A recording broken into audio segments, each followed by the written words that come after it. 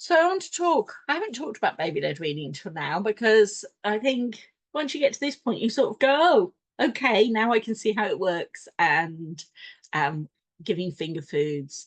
And actually, I'm leaning more to talking about it as self-feeding rather than baby-led weaning. You don't have to be totally sold on baby-led weaning. I'm doing baby-led weaning. You can just I mean, I love baby-led weaning, but you can think about it as self-feeding. But let's talk about when people say baby-led weaning, what do they mean? So the number one thing is that the baby is the only one that puts food in their mouth. It continues from, as I said before, baby-led feeding, when they were feeding, or whether it was from a bottle or from the breast, that they are controlling. They're telling you when they're hungry, they're telling you when they're full, they're dictating the pace, how quickly they eat, drank the milk, how long they stayed there. And you're doing the same, you're following that on. And the baby chooses what to eat in what order. So if you're giving the baby spoon feed, it's stuff to eat off a spoon, you're also giving them some finger food. So they can choose whether they have the spoon or what's on the spoon, or whether they pick the food. And it's all about, and babies can use cutlery, as I said, that's a myth, that they can't use much, so they can use cutlery. And it's not just finger food, it is, again, that's another myth. So I hope you've got that already.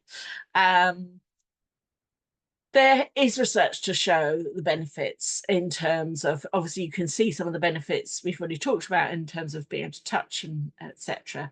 food.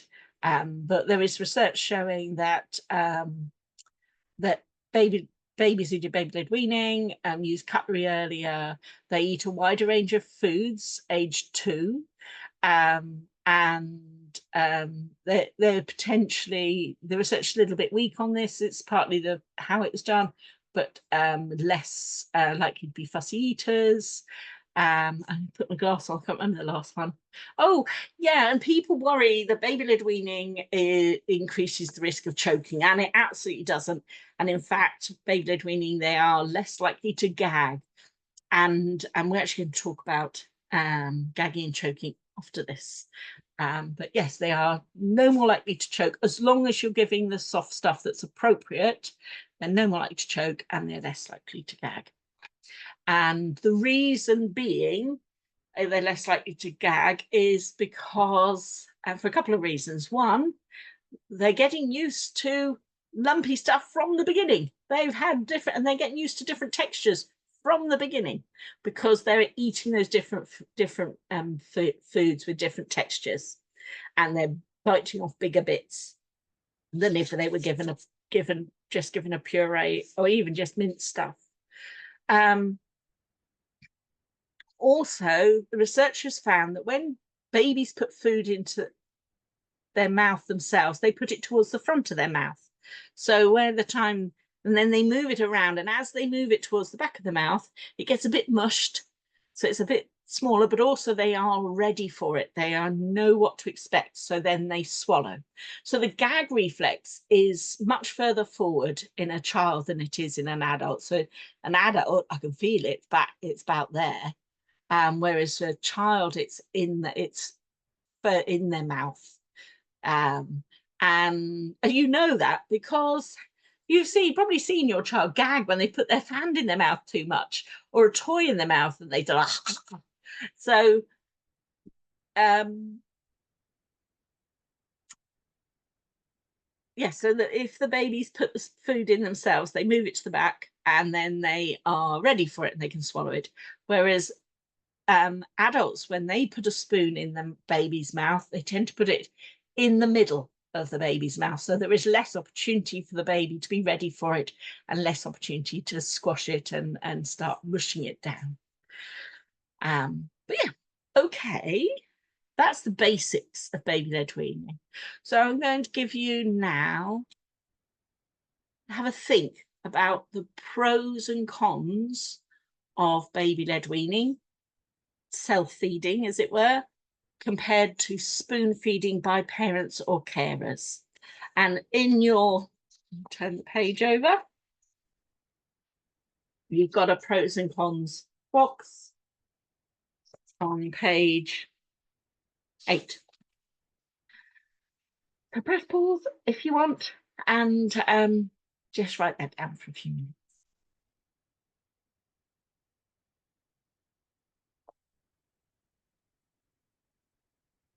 Okay, let's have a look.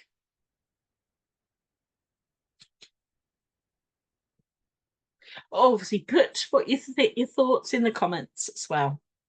And any questions. So self-feeding, baby-led weaning, it's more fun. You're getting different tastes and textures, less time consuming. It's less time consuming because particularly if you're just giving family dinners. So you're not having to prepare anything extra. You don't have to be blending the food. You don't have to be, freezing it any more than you would do your own food. You can, of course, but you don't have to have, portions and like separate little yogurt pots. I mean, you can if you want, but you don't have to. They like to eat a wide variety of food. They're using cutlery earlier, and it can be really easy when you're out and about. And it also, you can eat your own dinner as well. So if they're self-feeding, you're not sat there not able to eat your dinner because you're feeding them. At the downsides of baby-led weaning, yeah, messy. It is more messy. There's no doubt about it. But hopefully, you've read my article about why it's good to get messy when with food. Why messy play is messiness is good. And parents often worry you can't tell how much your baby has eaten. And sort of that, I would say, is do you need to know? How do you know what is the right amount for your baby to eat on that meal time on that day? And if you do know, because we don't really know, but say you did think that they hadn't had enough, how will you get them to eat more?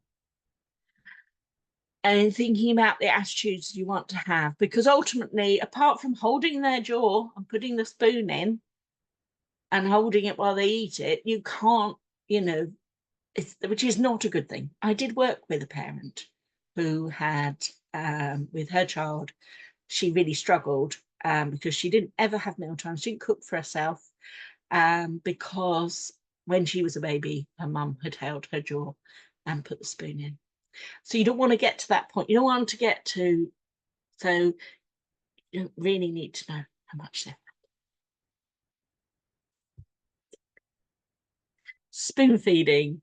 So the benefits, some people like to know how much they had. Oh, the other way you can know how much they had is obviously the poo changes. I think that just that one of the advantages of waiting for till 6 months, so is once they're on solid food, their poos change and get a lot smellier. So it's a good reason to hold it off.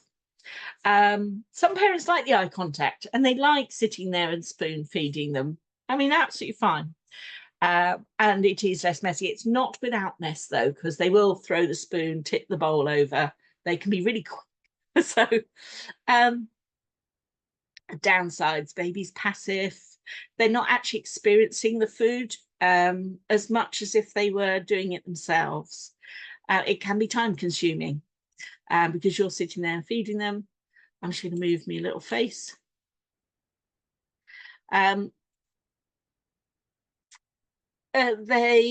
You can only give what will go on a spoon unless you're going to give things foods alongside. And it can cause difficulties moving from purees to lumpier foods or big foods because they've got to do that eventually. That's one of the biggest reasons for doing baby-led weaning and certainly giving finger foods is that eventually they are going to need to do it themselves. So why not start off? And I hope you found that interesting. I'd love to know your thoughts as usual. And that's our little section on baby-led weaning. As I say, we're moving on to choking and gagging next. Okay.